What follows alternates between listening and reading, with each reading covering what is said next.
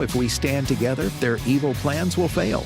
Your gift to AFA Action allows us to stay vigilant against their onslaught. And if you give this month, you'll receive access to the Cultural Institute video When Your Faith is Illegal by Frank Harbor on AFA Stream as our thanks. You can make your gift today at afaaction.net. The following is an encore edition of Jenna Ellis in the Morning. Jenna Ellis in the Morning on American Family Radio. I love talking about the things of God because of truth and the biblical worldview. The U.S. Constitution obligates our government to preserve and protect the rights that our founders recognize come from God, our Creator, not our government. I believe that Scripture in the Bible is very clear that God is the one that raised up each of you, and God has allowed us to be brought here to this specific moment in time. This is Jenna Ellis in the Morning. Good morning. Good morning. Well, we have for the last few weeks, and this has now been a month of the Trump administration, we've talked about the headlines and the progress that has been made of dismantling the administrative state, the work that DOJ has been doing to actually infect DC with sunlight and maybe disinfect them with accountability of all of this ridiculous, reckless spending. We've seen Trump's executive orders. Most of them have been fantastic, phenomenal, and also to hopefully reduce all of the spending and maybe even stop income tax and perhaps dismantle the IRS. I mean, wouldn't that be amazing? We've also talked about, some of the broader policy implications of that. How could this go? If you missed last Friday, my conversation with Paul Teller on demand on our AFR exclusive podcast,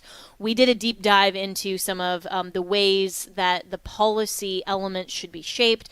So all of this, and I also did an entire show on dismantling the administrative state from a biblical worldview perspective and why the biblical principles of self-government as the best context to exercise liberty and freedom is what our founders originally envisioned. And we didn't just kind of mythically rise out of the mist as America. We actually had founders who understood all of these principles of anthropology, theology, and also civil government, and devised a structure of our constitutional republic that aimed to achieve that goal. And we've gotten so far off track of that that's what I want this conversation to focus on for the next two segments. Really, where are we at with kind of the original intent of the Constitution, and perhaps a return to conserving that whole idea of our founders in fostering and promoting and protecting, ultimately, liberty. So joining me for this conversation is our good friend Mike Donnelly, who is a constitutional law professor. He's also an attorney and is one of the best pontificators on this topic. So Mike, I really appreciate you joining. We've had a lot of discussions over the years about the Constitution, how to perhaps amend the amendments, how to fix some of the broken, processes of things, how we've gotten so far off track. So that is a wildly broad topic. I will admit that fully. But in terms of where we are situated in 2025, how do we best conserve the original intent? Well, Jen, it's always great to be with you and to talk with your listeners. You must have some of the most interesting listeners in your audience because you're talking about such interesting things. And I guess I am a pontificator. People can see my very short pontificators on X, on which I pontificate way too much. If they want to go to @DonnellySpeaks, and I'm pontificating on X. Usually, aren't I try all to be very lawyers short. Professional pontificators though? Like we say, we file briefs, but nothing is ever brief anyway. So I think that's a legal okay. brief is an oxymoron. Absolutely. But to your question, I think this is maybe the second time we've talked since the inauguration, but man, when I look in the rearview mirror at the last 30 days, it seems like it's been a year, and I've been saying that Donald Trump has gotten more done in a month than Joe Biden got done in 4 years, and he's turned things around way more quickly than I could have imagined, and I've been incredibly impressed. How did we get here? Where are we going?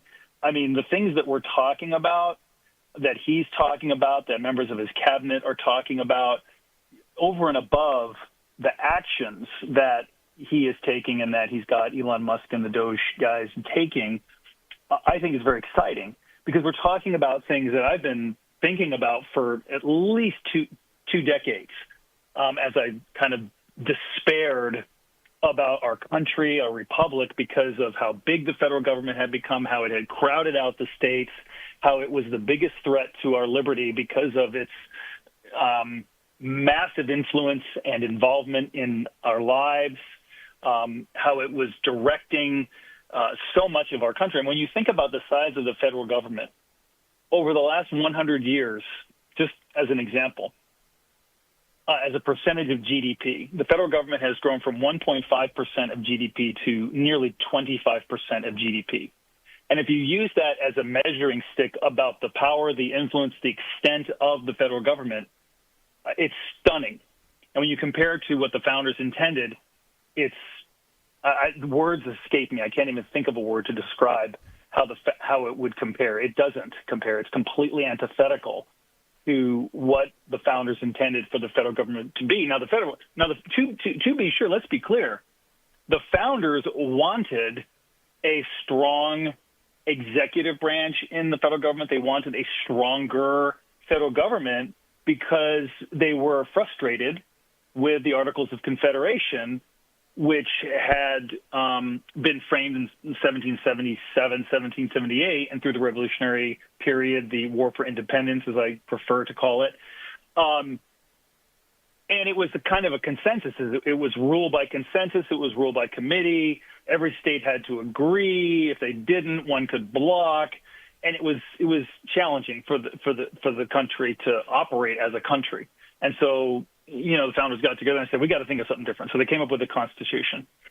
And as they debated the separation of powers and the structure of the Constitution, they were very mindful of putting in guardrails, and they were mindful of they didn't want another king, but they still wanted a stronger executive. And when you look at what the president is doing, a lot of it is around the executive branch, as it should be. He's the chief executive.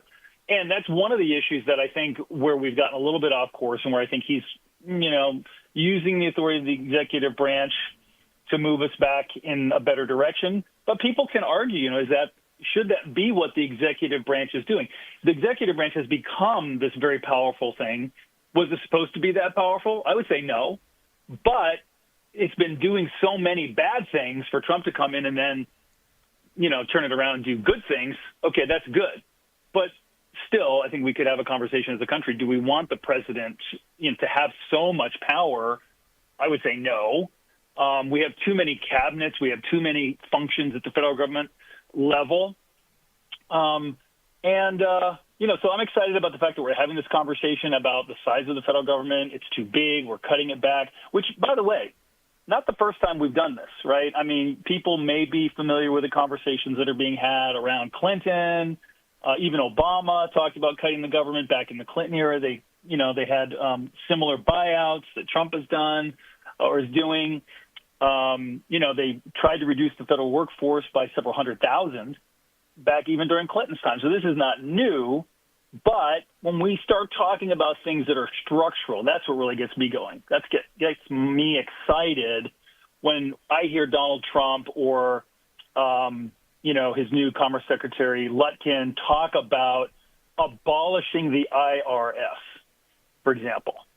And to do that, I believe you'd have to repeal the 16th Amendment, which is what allowed for the income tax to begin with, which it was an amendment to the Constitution, which means that framers did not intend for us to have an income tax. And it was our citizens, our fellow citizens, who did that to us 120-some or 110 years ago. Probably one of the biggest mistakes I think our citizens have ever made. So I'll stop for a second, and why don't you direct the conversation where you want it to go? Absolutely. Well, no, I think that was a brilliant opening statement, Counsel, and and pontification, if I might add. But I think you're absolutely right. Guilty as charged. Guilty as charged. Yeah, see, this is why he's a professional pontificator. But but it's great because this is why I love radio, because we have the time to actually go more in detail, not just the 30 seconds that some of the legacy media gives for you to explain the Constitution. So with all of this and kind of this history and background, I mean, there is some conversation to say, well, some of these things on the federal level, because of the technology growth, the new era we're in. I mean, for whatever reason they want to blame it on, they say some of these federal agencies maybe weren't contemplated by the founders, but now are needed. Where my argument to that is, well, why? And which ones, and why can't we have a leaner, meaner federal government that is only doing the capacity and exercising the powers that the Constitution originally provided? I mean, things like a uniform rule of immigration and naturalization. I mean, that makes sense that it has to be on the federal level, because we don't want California having a different rule than Texas, right? Because it affects all of us. But when we're dealing with things that should be local and for the people and the different laboratories of democracy, as the states are called, we don't need the federal government to dictate and particularly have strings attached with money to the states, nor then do we need the 16th Amendment and this just outrageous level of income tax for the people to then go and spend on all of these just utterly ridiculous, preposterous things that aren't even benefiting the American people. I mean, there's literally no argument for it, some of the stuff that DOJ has uncovered. So I think all of this is just going to show that maybe, just maybe, the original intent is actually the best design. But as you mentioned, Mike, it probably would take a repeal of the 16th Amendment to actually get rid of income tax as a whole. But Donald Trump has said even this week, he's firing 6,000 IRS agents. There's more that have, been reassigned elsewhere and doing other things. What can practically be done by the Trump administration on income tax and trying to curb this whole theft from the American people while the 16th Amendment remains in place? Well, that's an excellent question, and I'm not a tax expert, but I think when we talk about the income tax, I just want to explore the idea of why it's such a problem. And people may get this inherently, but let's just tease it out very briefly, right? Let's give the government the authority to decide when and how much of our money they want to take. Then let's let Congress pass laws and the Supreme Court say, sure, you can solve any problem you want to and take as much money as you want from the American people to do so. That's not a recipe for disaster, is it? But that's what we've been living for the last 100 and some years. And so when you talk about, what can the Trump administration do about the IRS, I'm not sure that they can do a whole lot other than what they're doing right now and try to restrain and lobby Congress, because the Internal Revenue Code is a creature of Congress. So Congress is the one who's going to have to take action, which, good luck. President Trump can do a lot. Yeah, exactly. President Trump can do a lot, which is great. He's doing a lot of good things, in my opinion. Congress has done a lot of bad things over a really long period of time, and it's a very razor-thin majority right now in the Republicans. The Republicans are not unified on wanting to reform government in the way that you and I think, believe it should be reformed. And so abolishing the income tax, I mean, there are so many members of Congress who would just not even want to have that conversation. It's very disappointing. But that's why I love that, Trump is at least talking about it, because as the popular president with a lot of authority in the executive branch and with members of Congress realizing that if Trump comes after them, that's a problem, they have an incentive to want to at least talk nicely about such things. And so if at least we can start talking about it, if people can start imagining it, then maybe it can happen, because if you don't talk about it, you're never going to do anything about it, right? And this idea of repealing the income tax is not a new one. There's been a movement to repeal the income tax for a long time, but there is a very serious proposal called the fair tax that's been around as a formal organization and movement for almost 30 years. People can look it up. It's called the fair tax. I'm a big supporter of it. It repeals the 16th Amendment, gets rid of the IRS and the Internal Revenue Code, and implements a national sales tax. And, when you talk about tariffs, and tariffs is just a tax. It's basically a tax on goods coming into your country from other countries. But it's like a sales tax. And that's a consumption-based tax, which inherently, in my opinion, is a lot fairer and appropriate and in line with what the founders intended for us to use as a way to fund government than an income tax. Because think about it. When the government's taxing your income, what are they really taking away from you?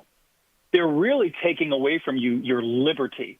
Because what do you have that's only yours other than your body, right? Yeah, we could argue about that, but 24 hours a day. And what you choose to do with those hours should be yours and yours alone. But when the government taxes your income and your labor, they're saying, oh, no. You work for us until you pay off the debt of your income tax. And the reality is it takes 3 to 5 months for any average person to pay their income taxes. That's a problem. I call that economic slavery. And that's why I believe that the Internal Revenue Code is very problematic and why we have to do something about it.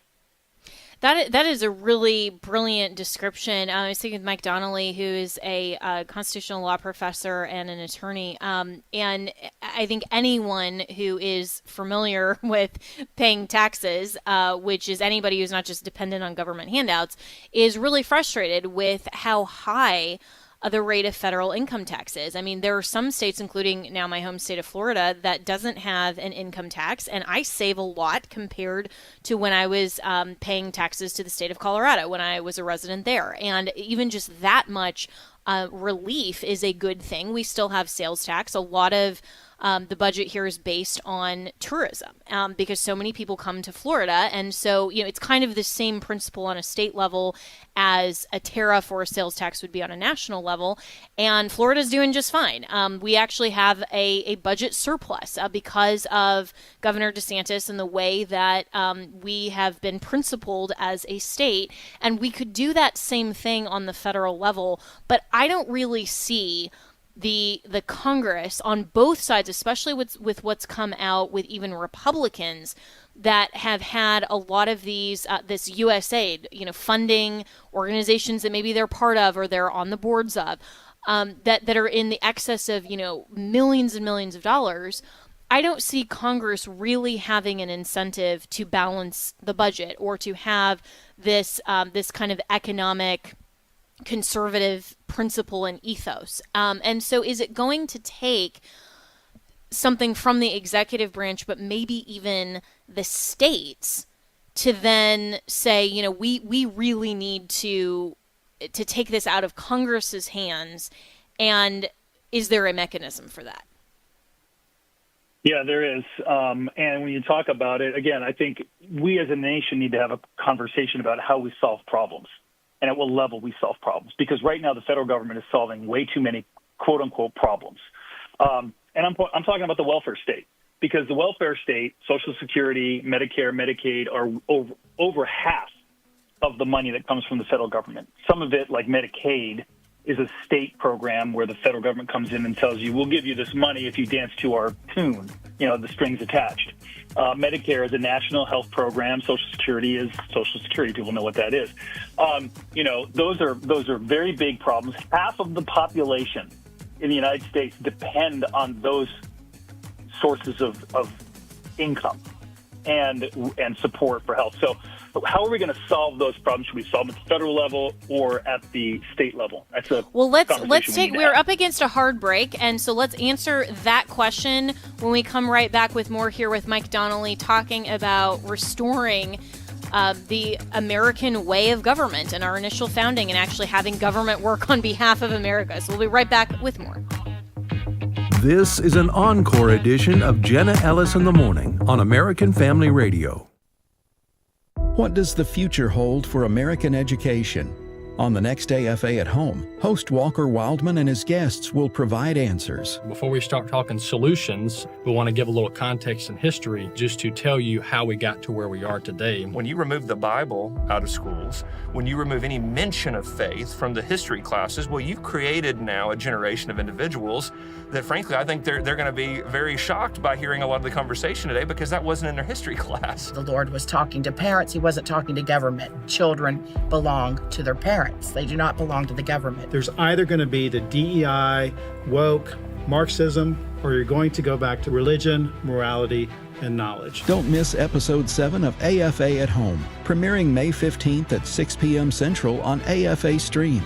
It's free for 1 week, so mark your calendar and sign up for your free Stream account today. Stop by stream.afa.net. Stream.afa.net. Can I share this hope-filled story with you? Hey, it's Michael Woolworth with Bible League International, engaging the world with God's Word for more than 80 years. Amelia in South Africa suffered devastating loss when she witnessed her own father killing her mother before turning the gun on himself. She was then turned over to an aunt who forced her into human trafficking, and she was assaulted by a group of men who were never prosecuted for the crime. She lived with bitter unforgiveness for many years until a Bible League volunteer introduced her to Jesus, and fast forward a couple of years, she's been trained to share Christ and has led more than 100 people to Him as they look on at her hope-filled story rooted in the gospel. Hey, there's a great shortage of Bibles available to Christians in Africa, and you can do something about it for $5 a Bible. $100 sends 20. Call 800-YES-WORD. 800-YES-WORD, or you can give at sendbiblesnow.org. That's sendbiblesnow.org, and God bless you for caring. Hello, Americans. I'm Todd Starnes. Stand by for news and commentary next. The gay pride flag is now the official flag of Boise, Idaho. Mayor Lauren McLean, a far-left Democrat, pushed the flag change in response to a new state law.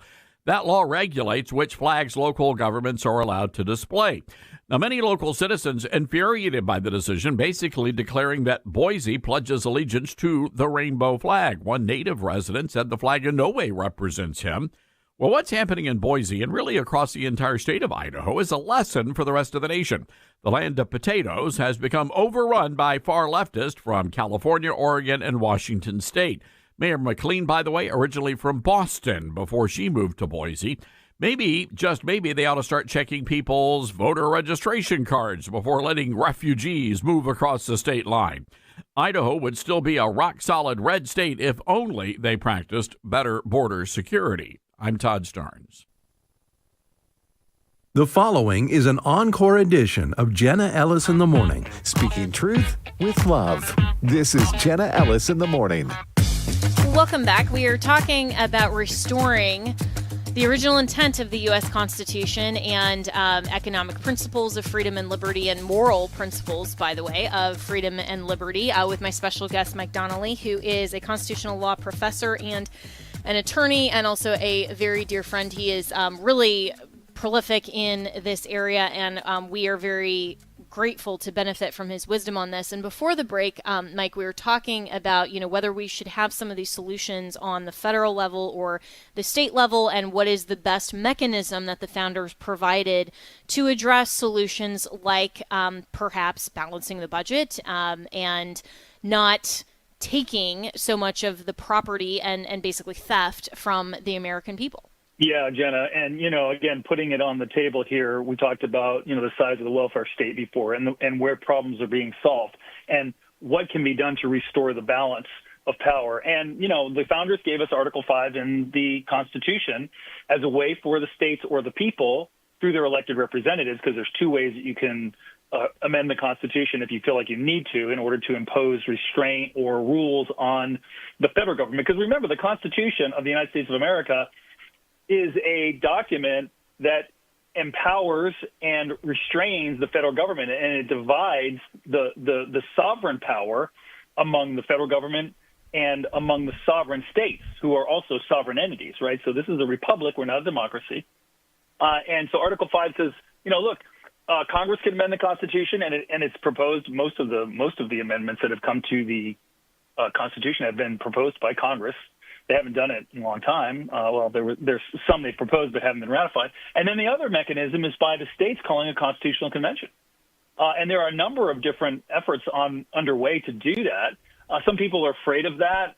Some people have concerns about it. I understand those concerns. But, to me, I think about it this way. What's the definition of insanity? Keep doing the same thing and expect different results. People think, we can just put better people into Washington, D.C. in the chairs there, and those people will then do something different. And you talked before about whether they had an incentive or not. Well, when you talk about chairs and putting good people in Washington, I think you're just rearranging the deck chairs on the Titanic because the incentives are not there for them to do something. So I do think that the states have the authority, they have power, and they need to exercise it. And, a couple of examples. One is there's a balanced budget amendment that is making its way around the states. I think 29 or 30 states have ratified a call to impose a balanced budget amendment on Congress. There is a term limits. There are a number of these ones. Term limits, I think, has 9 states that have called for a constitutional convention to amend the Constitution on term limits. But there's also a broader call to impose more limits on the federal government, both on the judicial branch, on the executive, as well as on the Congress, and fiscally under the Convention of States project, which is also achieved. I don't know, maybe it's 20 states who are supporting that. So there's some momentum for the states to sort of stand up and say, "Hey, federal government, we're if you don't do something to rein yourself in, we're going to do it." These things take time. These are not easy solutions. We're a big country. There's a lot of competing interests. But I'm excited by the fact that I see, Donald Trump talking about these issues. I see the states stepping up and saying, hey, you know what? People like Ron DeSantis saying, hey, we're not going to put up with this anymore. We're going to do something about it. Or state legislatures, approving these calls for a constitutional convention. I think we've got to try new, creative, innovative ways to solve these really tough problems, or we're lost as a country. Yeah, and you and I have been advocates very enthusiastically of Convention of States for years now, and there are, of course, some concerns. And every time we bring up this topic on air, I always get some emails from listeners saying, well, what about this, what about that, all of those things. And there are definitely valid questions, there are valid concerns, and all of those things have been addressed previously by articles from kind of founding members of the Convention of State Project, like Mark Meckler, like Michael Ferris, who used to be the CEO of Alliance Defending Freedom. Some of these really in-depth experts on Article 5, and there are responses to this. And so, for skeptics, I would say, before you approach this with kind of the knee-jerk reaction of, we can't call a convention because then, our entire Constitution is going to be overhauled. Well, no, that's not precisely accurate. And you definitely want to read the materials on this and understand what Article 5 is actually proposing, how the process would work, before you just have kind of this, no, that's not the solution. Because this is what the founders envisioned and what they actually textually provided for. And when they created the Constitution and ratified it in its original form, they're not going to put a poison pill in there that's literally, this is how we can amend the Constitution, if they were not satisfied with the ultimate product. And you can go back to the history and the debate at the Constitutional Convention to see why Article 5 was written in the way that it was, and why the power was given to the states to also propose amendments, not just to the Congress. And so for people, Mike, who are saying, Constitutional Convention, this will overhaul everything. Well, the Congress has proposed amendments that have been ratified 27 times in our nation's history, and we still have the Constitution. And arguably, without the provision of allowing the states, and the states not utilizing that provision, that's why we've gotten so far off track with all of these ridiculous extra-constitutional or even anti-constitutional opinions from the Supreme Court and the rise of the administrative state and bureaucracy. Well, I couldn't agree more, Jenna, although I will say to those who are skeptical about a constitutional convention, I understand, and I don't think they're wrong to be skeptical. I taught constitutional law at Patrick Henry College. Patrick Henry led the charge to reject the Constitution in the Virginia House of Burgesses. Okay? Why? Because he was afraid of exactly what is happening today in our country. Now, I think the Constitution is great. I think it has been it's been ignored. The Supreme Court has not imposed constitutional constraints. It's allowed Congress to get away with things that it shouldn't have. It's allowed the executive branch to get away with things it shouldn't have. Congress has done what all human institutions do: seek more power, seek less accountability, and get bigger. Right? I mean, that's the sin nature, right? And the founders recognized that, and they tried to put in guardrails, and they did. But you know what? We human beings are going to find a way around those guardrails if we can. And so when it's like, use that analogy, extend it. When you break down a guardrail, you put up another one, and you try to put it in the same place. But that's not what happened. Congress broke through the guardrails, and the courts either didn't put up a new one, or they put it up, a little bit further down. And so Congress kept expanding, and the executive branch expanding, and the whole federal government allowed itself to expand. I've always had this idea. I think of, when the states try to go up against any branch of the federal government will defend itself, all the branches, against any state incursion. But then when you've got intra-branch disputes among the federal government branches, they all want more power. The Supreme Court, Congress, and the executive branch all together, right? Again, it's human nature. So I'm sensitive to, the skepticism. But as you pointed out very wisely, this is part of the reason why we are in this situation, because we haven't put up the guardrails, had constitutional conventions. Congress doesn't want to change things. That's why they haven't been proposing amendments that would actually solve these problems. They like the power. They don't want the accountability, and it's hard work. So we, the people, if we want to continue to be we, the people, are going to have to do it. And we have to do it through our state legislatures, because the states are sovereign entities. And I'm encouraged. I see a lot of state legislatures, and I know a bunch of state legislators around the country, and I think they are aware of this. They're busy because they're trying to run their state and make sure that they get their state in a good situation. But they are very concerned about what's happening with the country and the federal government. And that's why you see states doing things like establishing their own Bitcoin reserve, talking about setting up their own state banks, because they're afraid that the federal government is not going to fix itself, and that could be catastrophic. And so they're saying, you know what? We got to do something to protect our constituents, our citizens, from that problem.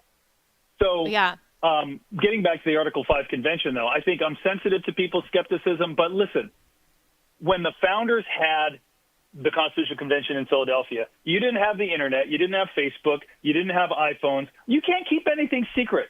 They have their thing secret, but you can't keep anything secret anymore. We've got technology and communications that, the problems that people are afraid of happening, that, you could say maybe it kind of happened a little bit. They were secret then and people didn't know what was going on. And there really was no way for people to know. We live in a completely different time. And I think that's to our benefit. And I think it can answer some of those concerns that people have. Yeah, absolutely well said. And I think that if we are only championing the executive orders coming out from Donald Trump, and even, this kind of revolutionary sort of agency of Doge, and saying that we're championing everything that they're doing, but then we're, on the other hand, skeptical or even outright opposing solutions that the founders provided that we haven't taken advantage of, we're missing a huge opportunity to actually complete the work of America First. And that's where I have a huge advocacy base for the Convention of States to say, this can't just be from the executive. It should be government as a whole firing on all cylinders, and it should be the Congress that is keeping the federal government in check, the balanced budget, not taking advantage of the American people. It should be the executive in the faithful constitution execution of laws, and it should be the judiciary keeping the two political branches confined to their specific limited powers. Now, that's an ideal world, right? But of course, as Madison very wisely recognized in the Federalist Papers, and why the founders wanted power contradicting power, is because they recognized that people in power will want to continue to grow their own power. And unfortunately, the federal government and the uniparty in D.C. has wanted to work together and not just in a conspiracy, but literally just openly saying we want the federal government to grow. I don't think the federal government overall is going to get fixed with even as much as DOGE and the executive orders and perhaps even this new composition of the current Supreme Court for an enduring legacy for America that's beyond just the next few years and truly rooting out the big bureaucracy of the administrative state. Because it's not just about the deep state. It's about all of the power and the money that is going to it without the people and the states getting involved. And that's what Article 5 provides. And so if we're going back to the original intent of the Constitution, Mike Donnelly, originally we have Article 5. And I think that provision has been so woefully ignored over the rise of the of the administrative state for the last 100 years that it's just sat as a dormant clause that nobody has really taken advantage of, and that's truly a shame. And so if we're going to get back to the original intent of the Constitution, the original intent of federalism, I don't see how we can do that absent, with everything else going on, but absent actually also having a convention of the states. Well, Jenna, you're right. And ultimately, we have to look in the mirror as the American people. We get the government we deserve. And if we want things to change, we've got to do something about it. The founders gave us the mechanism. It's in the Constitution. Some people are trying to do something about it, but it's hard. It is really hard. In a big country with 50 states, you've got to get 34 states to ratify. It's difficult. So my hat is off to those who are trying to do that. But my encouragement to people who are listening here to us today is do something. Get involved. Talk to your local legislator, your state delegate, your state senator. Find out who that is. If you don't know who that is, you should know. You should have their cell phone number. You should be talking to them. You should be asking them these questions like, hey, what are you going to do about this problem? Because we, this people, through the states, are the only ones who are going to fix this. And really, I think, through Article 5. Because it's a structural problem we're dealing with. What Trump and Elon are doing, which are great, by the way, I love it, they're just barely scratching the surface. $100 billion in savings, that's nothing. That's nothing, my friends. We are $36 trillion in debt. I mean, can you even imagine what that is? That is an existential threat to our country, to our kids, to our grandkids, to future generations. We took a step back from the very edge of a crumbling cliff when we elected Donald Trump and he brought in Elon Musk. We are nowhere near safe territory, stable ground for the republic. So, don't get complacent. Don't be overconfident. Yes, let's be thankful and grateful for the work that's being done, but let's not kid ourselves that it's the long-term solution. This is a massive problem we're facing. It is not going to be solved by Donald Trump and Elon Musk. Congress has to be involved. We've got a breathing space here. Let's use it. Absolutely. And that is wise advice that for as much as we on the conservative side, believe ourselves, I think rightly, to be patriots, to be passionate about America and civics and our country and its direction and the morality and future generations, all of these things, we have to do more than just complain. We have to do more than just talk about it. We have to be participants in solutions. And this is why voting matters, why primaries matter, why being informed citizens matter. And this is why, though, even separate and apart from voting, we have to be engaged on a day-to-day basis of knowing what's going on in our state, what's going on at the federal level, being involved in those things. Even if you can't, run for office, that's not everybody's calling, certainly. I mean, it's not mine. And so, but I'm engaged in a lot of other ways. We have to be engaged in this, and we have to promote solutions that are the best tailored to actually fulfill the mission. And the mission, of course, is preserving and protecting the rights that come from God, our Creator. That is the sole legitimate purpose of any government, and certainly America's, that was founded recognizing that eternal truth. So, Mike Donnelly, we are already out of time here, but I so appreciate your analysis. You can follow him on X. I'd encourage you to do that for all his pontification at Donnelly Speaks. And we'll be right back with more here on Jenna Ellis in the Morning. This is an encore edition of Jenna Ellis in the Morning. If every Christian receives God's Spirit at the moment of salvation, then how do we tap into His immense source of power? This week on Pathway to Victory, Dr. Robert Jeffress answers this question and more in a study called Unleashed. Discover how to experience the power of the Holy Spirit in your life. This week on Pathway to Victory with Dr. Robert Jeffress. Weekday mornings at 6 Central on American Family Radio. We buy far more stuff from other countries than what we send them. Our trade deficit last year was over $1 trillion. Yeah. So it's going to take time. But you know what? As I go to the grocery store and get gas for my vehicle, I've noticed gas prices are down lower than they've been in a long, long time. Right. He's got 4 years. He's 100 days in. Today's Issues, weekday mornings at 11 Eastern, 10 Central on American Family Radio.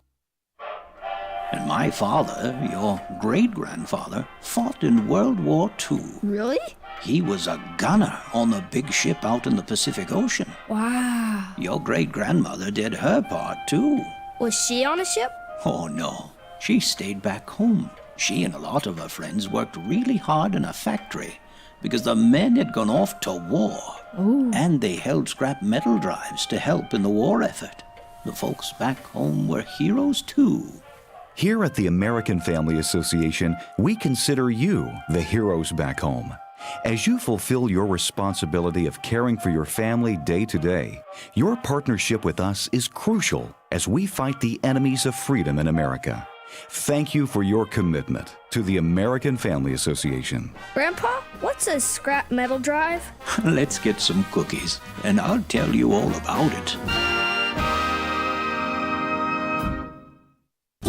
The following is not an actor, but a real-life story from Trinity Debt Management. I'm Claire from Trinity Debt Management. I'm a counselor, and the reason that I love working for Trinity is because I get to help folks with one of the hardest problems a family can face, and that's financial difficulties. In this day and age, everything is going up. You have higher utilities, higher grocery bills, higher fuel, and those credit card interest rates have gone up as well. We can help you with that. We can help you get lower interest rates, lower monthly payments. In just a few minutes, we put together a plan that gets you out of debt and keeps you out of debt. I love my job. It's a great program and a very smart way to find debt relief. If credit card debt has you down, call Trinity at 1-800-788-1813. I'm Claire, a Trinity counselor. Call me and become debt-free for keeps. 1-800-788-1813. The following is an encore edition of Jenna Ellis in the Morning. Speaking truth with love. This is Jenna Ellis in the Morning. Well, welcome back. And for regular listeners, you know that we've been talking about the technology advances, specifically with AI, and Vice President J.D. Vance talking at the Paris AI Summit, and the digital Bill of Rights that came actually from Trump very early on in his campaign, and how all of this new technology is really being seen, at least in the forward-facing elements of the Trump administration, as, you know, really good. We need to give this to consumers. We need to advance all of this technology. But are there really reasonable guardrails, particularly in the realm of children's safety? Well, the Senate Judiciary Committee yesterday on Wednesday, or actually that would have been 2 days ago, on Wednesday, had a full committee hearing on children's safety in the digital era, strengthening protections and addressing legal gaps. So joining me now to discuss what went on in the Senate Judiciary Committee hearing and where we should focus in terms of policy is Robert Winterton, who is the Vice President of Public Affairs for Net Choice. So Robert, thanks so much for joining me. And where are we at with this whole conversation more broadly first? Yeah, absolutely. Thank you for having me, Jenna. So in the broader conversation, I think Congress and a lot of lawmakers around the country have been looking into this important issue of how to keep children around our country safe online. It's obviously a very important conversation. It's one we at NetChoice really value as well, and we're happy that lawmakers are continuing to look into this. I think right now we tend to find that a lot of the conversation is very focused on holding tech platforms accountable for perhaps what we see as fundamental issues caused by criminals online. And there are a lot of predation, a lot of bad actors on there. And what I'm hoping to see from this Congress is some willingness to look also at, law enforcement solutions, making sure that we are focusing on bad actors, going after those that predate minors online, and, not just finding ways to delete their tweets or delete their posts, but actually ensuring that they get locked up for what they're doing. Yeah, and I think that that's kind of a reasonable expectation here. And so when we're talking about, children's safety in the digital era, it's not just about new technology. It's also about enforcement mechanisms for what we already have had in terms of the internet for a really long time. I mean, for decades now. So where was the Senate Judiciary Committee and, what came about in terms of holding this hearing now and what was discussed? Yeah, so in terms of holding it now, I think that this Congress is trying to show that it has similar goals to the previous Congress and Congresses before when it comes to working on this issue. This is, as you might imagine, is not necessarily a new issue. Being concerned about the safety of minors online has been something that has come up many times over the years for all sorts of different reasons. So I think this is partially about level setting and starting that conversation within Congress. In the hearing yesterday, I think we really saw a lot of focus on the areas where some lawmakers think that the tech industry needs to have policies changed to it that we at NetChoice might have some concerns with. And as a result, we think that hopefully this conversation can continue and move in a more collaborative direction, fundamentally looking at those law enforcement mechanisms rather than maybe, different actors pointing the finger about why there might be inappropriate content online. Or those sorts of things are a little bit more subjective and harder to really coalesce around rather than focusing on specific bad actors, specific issues of predation, and making sure that we're being solutions-oriented. Yeah, and solutions-oriented really makes sense. And of course, this needs, in my view, that's where the funding really should be going. And so as we're looking at where DOGE is going with a lot of this and scaling back a lot of the excess spending, is there maybe an opportunity here to address some of these concerns about some of the cyber tips that don't go in with investigations just due to limited resources? I mean, I would think that this would be a nonpartisan issue, that obviously spending resources to investigate this kind of issue would be a priority. Yeah, I mean, as you point out, there's been, I think, a misallocation of priorities and resources within the federal government in all sorts of ways. And the federal government at times has even been weaponized, as I think Representative Jim Jordan has been pointing out on the Weaponization of Government Committee in the House. And so I think this presents a really good opportunity, as you raised, to think, okay, well, what should different government agencies be doing? What should, for example, the FBI be doing?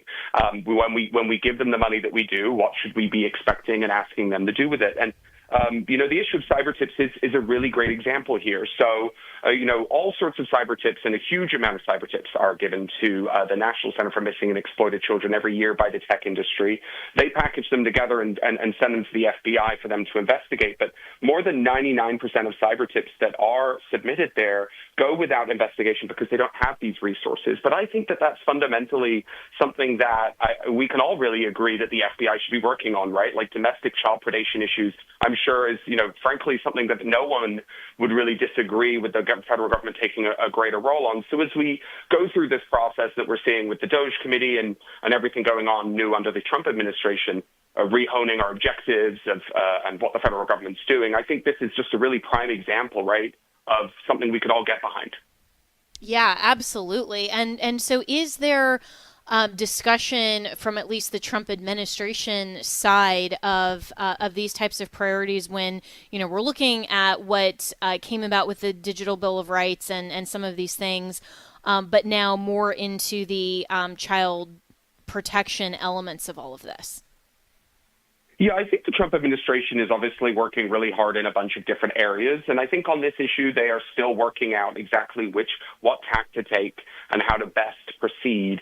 And that's why we're really keen to make this argument and to bring up, the various things that we've discussed here with you to them, because, I really think that this fits into a lot of the goals that the Trump administration has in terms of really trying to get away from previous ways of doing things. A lot of this conversation about keeping minors safe online, I think, has been at times combative or more focused on penalizing different actors rather than us all coming together and all working in the same direction to go after bad actors, to go after those that are really going after and predating on children online. This could be an issue of child sexual exploitation, could be an issue of exploiting their social security numbers. Minors are uniquely vulnerable to that issue, interestingly.